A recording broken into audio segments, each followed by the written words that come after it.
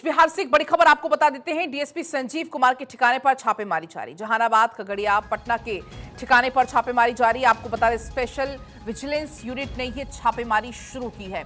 तो ये जानकारी है बिहार से, जहां पर डीएसपी संजीव कुमार के ठिकाने पर छापेमारी से जुड़ी हुई जानकारी मिल रही है कि ये छापेमारी अभी भी चल रही है। खगड़िया, पटना के ठिकाने पर छापेमारी के बाद एक हड़कंप जैसी स्थिति हो गई है, क्योंकि कुछ इनपुट्स के आधार पर यहां पर विजिलेंस की टीम पहुंची छापे के लिए, और ऐसे में स्पेशल विजिलेंस यूनिट ने यहां पर छापेमारी शुरू की। तो बिहार से ये जानकारी है, जहां पर डीएसपी संजीव कुमार के ठिकाने पर छापेमारी अभी जारी है। अब क्या कुछ और खुलासे होते हैं छापेमारी के बाद, क्या कुछ निकलकर सामने आता है, ये देखना होगा, या कौन कौन से अहम दस्तावेज जो कि इस स्पेशल विजिलेंस टीम के हाथ लगते हैं वो देखना होगा, क्योंकि ऐसे में छापेमारी का दायरा और आगे भी बढ़ सकता है। क्योंकि अभी जहानाबाद, खगड़िया और पटना, इनके ठिकानों पर छापेमारी फिलहाल चल रही है। बिहार से ये जानकारी है, डीएसपी संजीव कुमार के ठिकानों पर छापेमारी। और इसी बीच अस्मित हमारे साथ जुड़ गए और ज्यादा जानकारी लेकर। अस्मित, क्या कुछ और आपको जानकारी हाथ लग पा रही है छापेमारी से जुड़ी हुई? क्या ये छापेमारी का दायरा और बढ़ सकता है?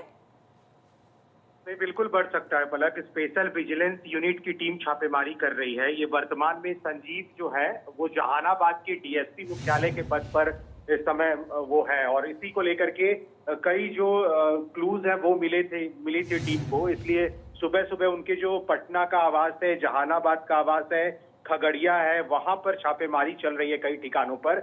और खबर ये भी है कि स्पेशल विजिलेंस यूनिट को वहां पर कई कागजात, डॉक्यूमेंट्स, कुछ ऐसे प्रूफ्स मिले हैं जो ये साबित करता है कि करप्शन में ये संलिप्त थे, जिसकी वजह से वहां पर टीम लगातार छापेमारी कर रही है। और ये भी बताया जा रहा है सूत्रों के मुताबिक कि और भी कई ठिकानों पर जो यूनिट टीम है वो जाएगी, वहां भी छापेमारी करेगी।